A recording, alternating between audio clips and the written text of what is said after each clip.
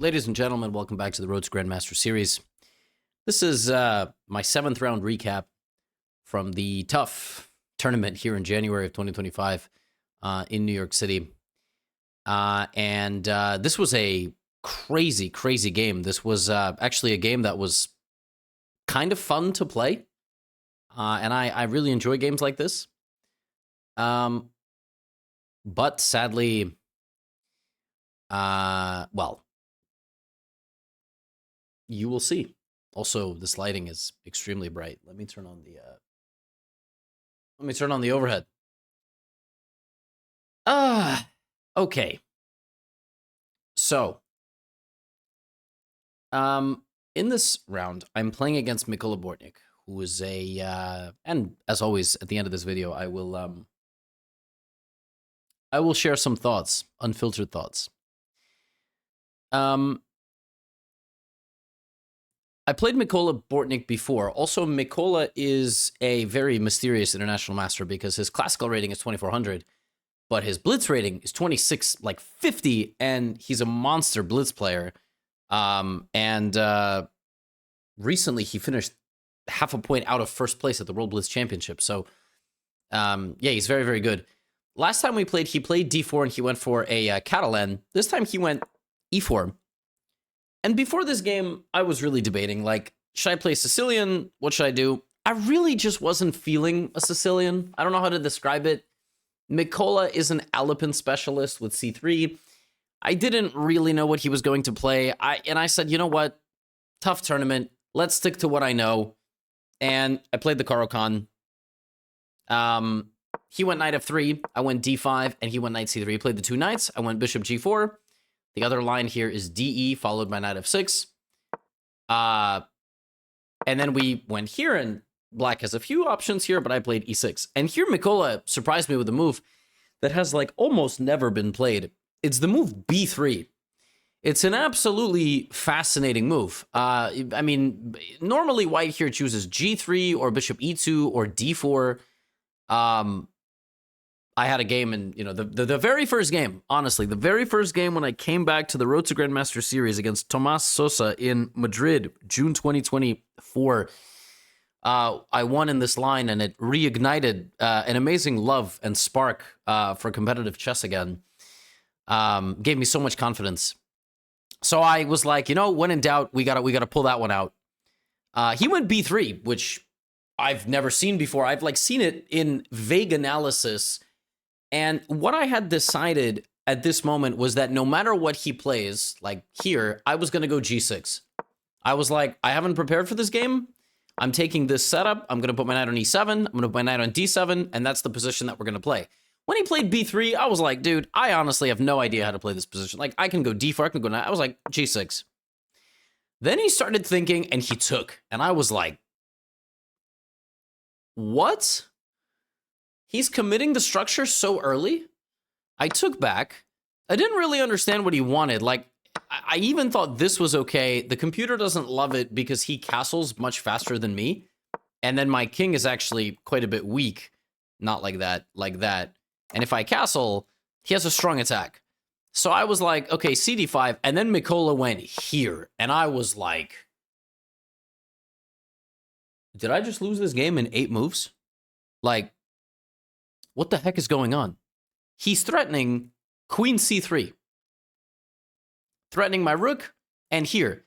And my plan here originally had been just play bishop g7 attacking his rook. He has to defend it with like c3, and you're fine. I don't understand what his idea is. Well, I realized that his idea is that if I play bishop g7, he goes bishop a3. And I assumed I'm just losing. Like, he gets his knight here, he takes everything. It's not so easy, actually. Actually, this is a long sequence. Knight d6, king d7. He cannot take on f7 because I block, but like knight f7 is not good because I activate my queen. He has bishop b5 check, knight c6. Then he can play queen f7. I have to go here, and then he can like trap my bishop, and I can't take because my rook is trapped. I mean, there was this unbelievable sequence, and I was like, I don't think I'm ready for this. So I went knight f6. I spent 10 minutes. I liked knight f6. It stops stuff, and I'm going to go here, and I'm going to castle, and I'm going to kick his knight out. Now, queen f4 is what he played, right? He's trying to sneak in over here. Actually, I played knight a6. But what's kind of insane about this position, and I saw this move during the game, I could have played king d7, which is kind of a surreal move. What I had not seen here is that after bishop f6, I'm actually not losing because I have king c8. I thought I had king e8, knight c7, which is just losing. I lose my queen. But it's actually kind of insane. I can play king d7. Now, of course, it's not over, and he can play c4, and it seems insane to put my king on d7. But I went knight a6, and he went here, and I went here. And there's a line here where he can play knight d6 check. It's kind of unbelievable. And then I play bishop takes.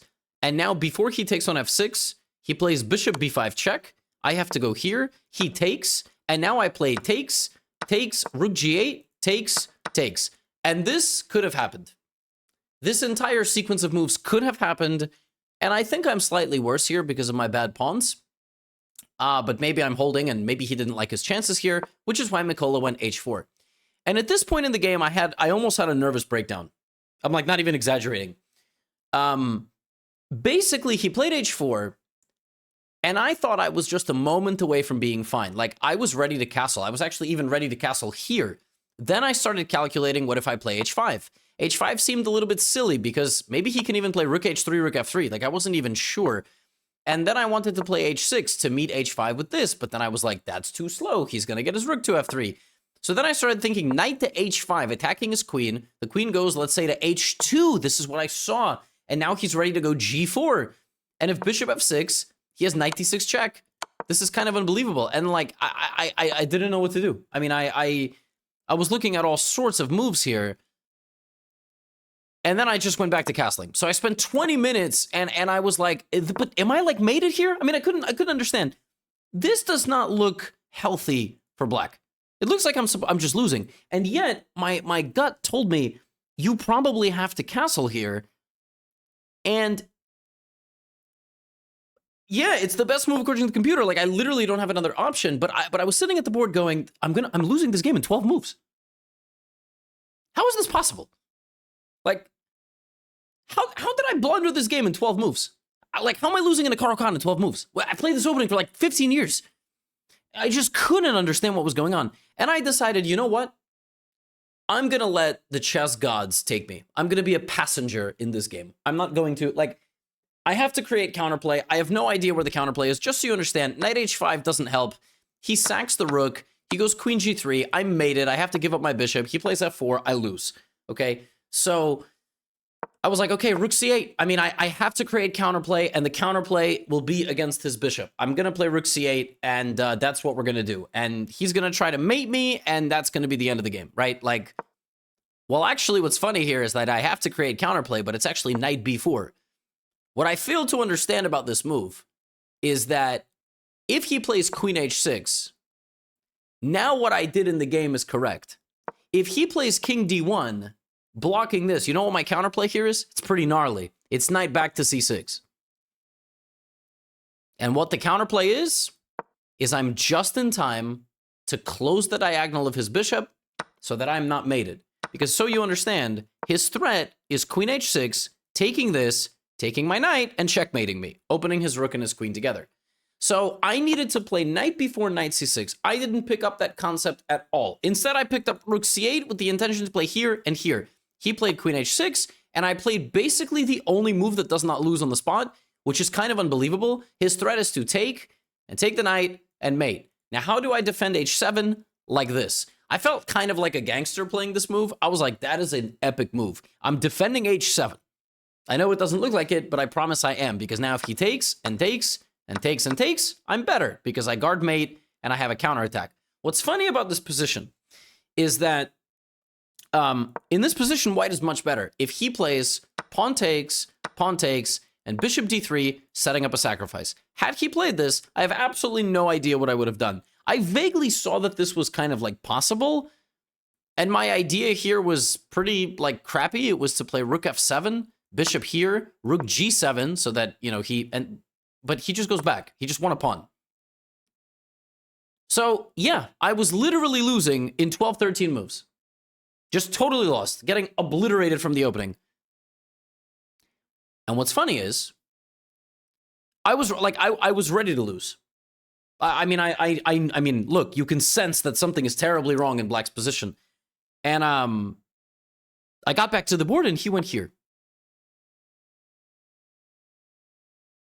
And his idea, I guess, was to transfer the knight to come help the attack, which totally makes sense. But I sat down and was like, that move looks so counterintuitive to everything he's trying to do. And, you know, we spoke after the game. He told me, yeah, I was, you know, he's a monster blitz player. And he was like, yeah, like I was ready to blitz out pawn takes, bishop d3. And this is what classical chess does to people. Mikola is 230 rating points higher in blitz. He's 3,100 online in blitz. And he's 26, like 50 feet a blitz. But in classical, this is what happens. Like, you just overthink things. And, you know, when I saw this move, I was like, wasn't I just preparing the move e5? And he goes here, and I go here, and I'm like, wait, what just happened? Now I have threats here on the knight, and I have counterplay coming. And his bishop is totally out of the equation now. Now, what's crazy is that it's still around equal. He has to play here. And the best move, the move that I was going to play in this position is pretty awesome. I was going to play knight b4, and he cannot take my queen because his queen is trapped. But then I realized he can actually, it's literally trapped, by the way. He can actually sack the queen for the rook. So I realized, oh, when he plays here, I'll play this move, which is such an awesome move. I feel like if he had gone bishop e2 and rook e8, I would have won the game. Like, I feel like, and maybe I did win the game. I don't know. You'll have to stay tuned. But this is just an, you just leave the queen to die. And if this, then you take the queen, and your queen comes back to play defense. It's incredible. I mean, have you ever seen a queen trap like this? The queen was leading the attack, and now suddenly it's going to perish. And the knight is still hanging as a bonus. But he went knight e2, and I had a feeling something was up. I had a feeling something had gone horribly wrong. But I only have 25 minutes to figure it out, and my heart is thumping. And I will talk about this a little bit later. I said in the intro I would talk about this, so if you made it this far, you will know. This is the first tournament in a very long time, maybe since like the return of this series, but honestly, like, yeah, that I have felt this nervous. Like, when I am getting really good positions, I'm freezing completely mentally. And but I went knight b4. Like, I'm getting over it. He went here, and I went a6, and I was like, I'm winning. His bishop is trapped. I'm threatening to take all his pawns. I also maybe could have played rook c2 and rook d2 and taken some stuff, but I was like, a6. He took, and I contemplated here playing both f takes g6, which looked nice to open up my rook, but I was like, queen takes g6. The bishop is hanging. The pawn is hanging. I love my position. And he went bishop d3. My time is ticking. The first thing that comes to mind here is very simple. Take the bishop, wall in his pieces. His bishop can't get out. His knight is stuck. I think I'm just absolutely enjoying life here. Probably should have done this. Maybe he would go rook h3 to try to pin my queen. I don't know. Maybe I'd panic and go king h8. Like, I don't know. Everything is much more stressful in the tournament hall than here. Maybe knight g4. He would have to leave with the queen. Then I would play like rook c2. But then I was like, wait a minute. But the bishop is trapped, which is what I did. I played this move, and I trapped his bishop. His bishop is just completely stuck. But the trade-off is that the bishop is open, and he has knight f4. But I feel like I'm winning. He goes here. And now I'm like, okay, you got to buckle down. You got to win the game. Can I take the bishop? Yes. Then I was like, well, if I take the bishop, he plays knight f4. I'm not sure what the best move is here. Well, the best move is simple, Levy. You just play queen f5, and it looks like he can take this. He can't take that. It looks like he has counterplay. He does not. You are faster. But again, a little bit of nerve. So I'm like, all right, I'm going to go knight g4. Why am I going to go knight g4? So the g file always stays closed. He goes here. Now, this is the last moment. I'm like, okay, if I take his bishop, he's going to go knight f4. My queen's hanging. Then how do I defend my knight? Because if I move my queen up, he's going to play rook h5 next, which really doesn't look particularly pleasant. Like here, I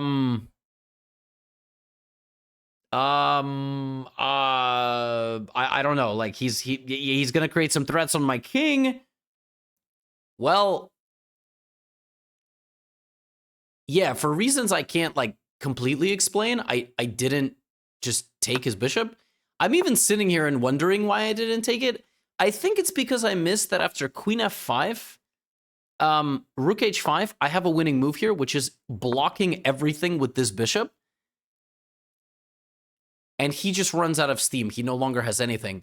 And I think I sort of believed him here, so I went here, knight f4, and now I have to do something, but I think what I had realized here is that this doesn't work because he actually gets my knight. So I like half blundered this now, and I have to go here. Now I have 7 minutes. 7 minutes. Total deer in the headlights. The winning move here was queen g5, which was a little bit like, again, I thought there was like some rook h5 business, but there is no rook h5 business. And instead of that, I went here. So I blundered rook h4. Rook h4 did not exist. If I play queen g5, it doesn't exist because I have f5. I need my pawn to defend my knight. And right away, I was like, oh, I blundered rook h5. Rook h4. I actually blundered something completely insane here, which is bishop e2. And it looks like I'm just winning the knight. I'm not just winning the knight because he can sack the queen. And I was like, oh my God, I'm such an idiot. And I burned all my time, and now I have 3 minutes. I can't take it with the pawn because of mate. Because of mate of this bishop. So now I'm here, and I'm like, I'm not even, am I even winning here? Like, what is even going on?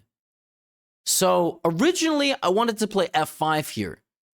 Force the bishop to, like, move and maybe, like, start taking stuff. I didn't know. Then I was like, rook c2 first, which is a mistake, and now he equalizes. But I find this nice move, rook c6. Otherwise, I'm just, like, in severe trouble. So now the bishop is hanging. And now he blunders. He actually should have gone backwards, but he's trying to put pressure on me. I only have 2 minutes, and he blunders this move. So now his rook is hanging, and there's no mate in the corner for me anymore. He goes here, which is a crazy move. It's a complete gamble. And I was like, what? That's just a free pawn. His rook is still hanging, and now bishop f6. And now he trades, and I'm just a pawn up, and I'm like, oh my God, I'm winning. Do I believe I'm going to win? Hell no. No, but I'm going to try my best. And you might not like to hear this. I mean, I know it's easy. I know like 99% of you silently view. You don't write comments, and I can tell that because these videos have 300,000 views and like 1,000 comments max. And I love y'all all the same. Even if you watch totally silently, never comment, just happy to be a part of the journey. And I really like when you guys write, hey, Levy, first time commenter, and you tell me like your chess story. That's always, those are really special moments. I really, appreciate all of you. Let me tell you something right now, for the silent viewers. This is my brain. There is nothing you can do about that. You can write all the comments you want about Levy, you need beta blockers. Levy, you need this. Levy, you need a sports psychologist. Levy, you need... Part of this series is that I'm not a top player. Part of this series is that I'm like number 3,000 in the world or whatever. And I'm bad at this game compared to like a lot of people. I'm better than this game than more people than that. But this is my brain. And I got here and I'm like, okay, you have 1 minute and 52 seconds. You're playing somebody who is a blitz specialist and a very tricky fish to catch. Like he's very tricky. But we're gonna make this work. Immediately he starts going for tricks. King e2. King e2 is just a full giveaway of a pawn. And in my mind, I was like, I know taking the pawn is probably the best move. I mean, it's an endgame. It's got to be the best move. But I'm a little worried that if his king gets too active and his pawns, I'm not going to be happy, so I'm going to play knight d3. Total time trouble decision. Time trouble decision, they're not logical. They're not logical. Taking the pawn is, of course, the best move. But I'm like, you know what? Rook c6 is next. Let's go. He goes here to stop knight f4. I play rook c6 to play rook here. I thought f3 here was the best move for him, trying to pry apart my position. He went rook d2, and I set a trap. I can't do much, right? I can't do much, and he immediately fell into my trap. The trap is, I'm setting up knight c1 stuff. He can play king e3, but he can't because I have knight takes f2, an absolutely beautiful move. And he cannot take, he's in check, because I would fork him. When I played knight f2, my hand was trembling. I don't know if he saw it. I could barely make the move because I was like, oh my God, I caught him. And now I have 2 extra pawns.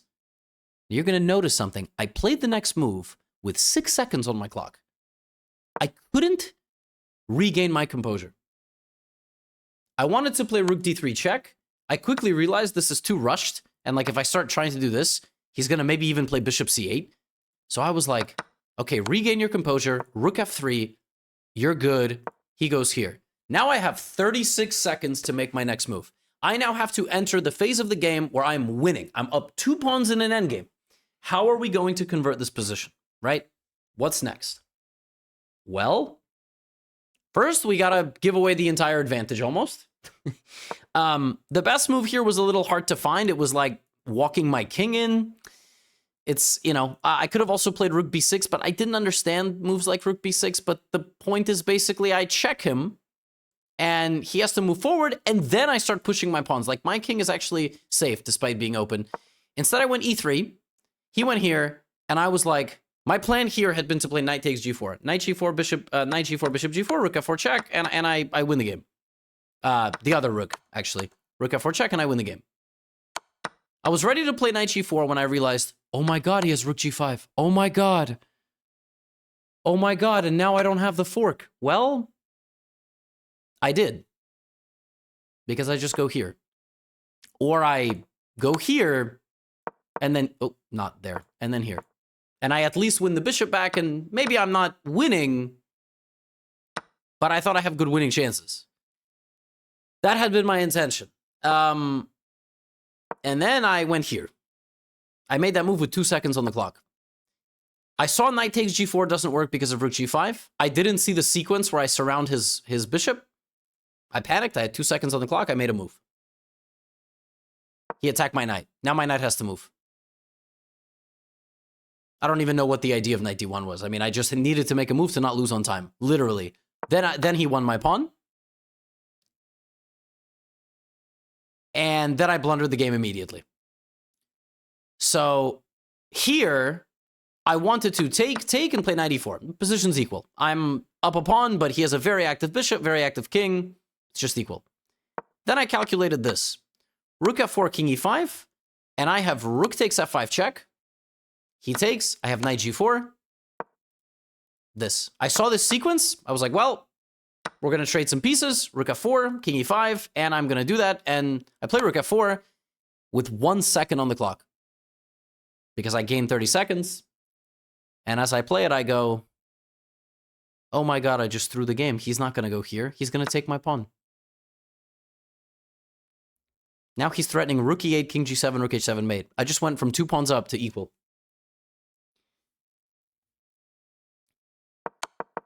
And he wins. I mean, my king is surrounded. Rook h7 is mate. And I could have played this for another 20 moves, but and this is not a fork because he has rook g5 check. And he leaves. And the prophecy came true. You know, I could have lost the game like this to Mikola. I actually, the first time I lost to Mikola was similar. I wasn't winning in that game. Not that I remember. But he's very tricky. Like, ultimately, he keeps the game going. He's always fighting. He's always setting traps. He's always making it difficult. And he also plays the clock. Like ultimately, the clock is a piece. And I did not manage my time well. I was too nervy, too indecisive. And for reasons I can't quite fully explain. I mean, the explanation is I thought I could take the bishop, but I was worried about his counterplay. And I was scared about my king. But even here, I mean, I could have taken the bishop, and then I could have played a move like queen f5. And he can go here, but I take, and yeah. But I missed all those chances, and I ended up in an equal endgame, and I ended up losing. And yeah, games like this, you know, like I said, I could have lost this game in a GM round robin. This could have been like, this game is an isolated incident in any particular tournament. What makes it much worse is that this tournament in general has been very bad.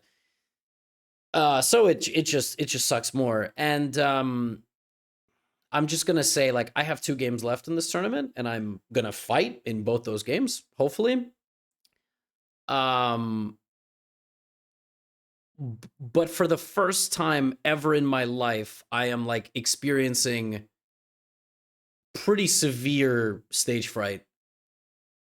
I never like as I'm playing these games, I'm just wondering uh what commentary is going like, what feedback is being given, what perception I'm giving to the audience, like all the different discussion board threads about my motivation and doing it only for content, and like it's like really, and I just want to be very clear, this notion of stay off social media during the event, it's like a very nice buzzword thing to say, but I do social media for a living.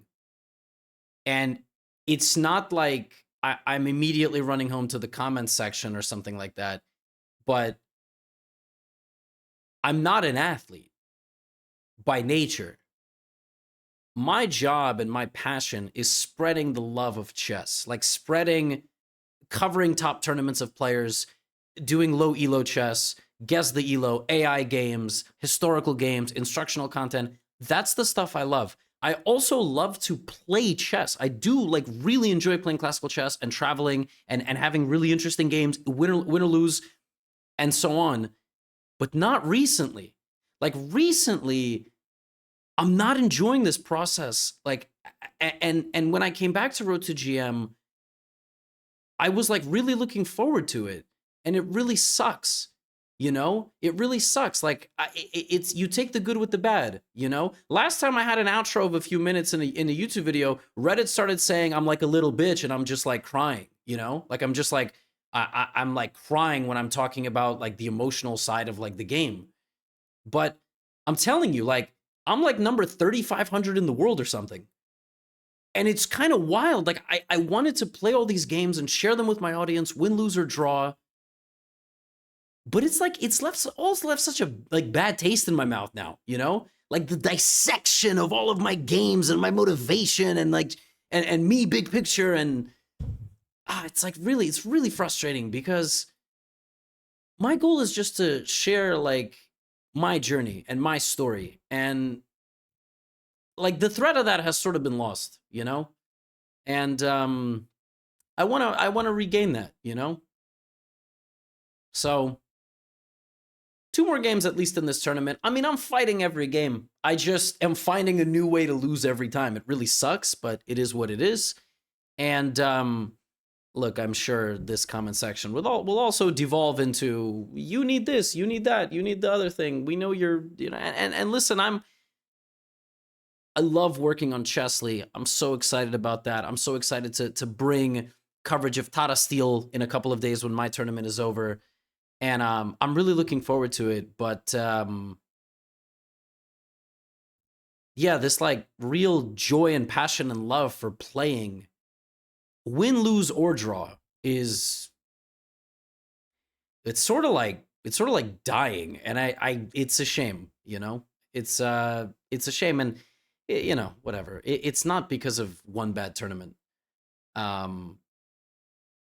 But yeah, obviously when you lose all your games, this is how you feel, man. This is how you feel. So, that's all. That's all I have for you today. 2 more games. I'm gonna try to win 2 games to end the tournament. I mean, there's no reason why I shouldn't. I'm not a player who should have 1.5 points out of 7 in this field. But there's a lot of stuff on my mind, and I guess it's creeping into my play. That's all. Get out of here.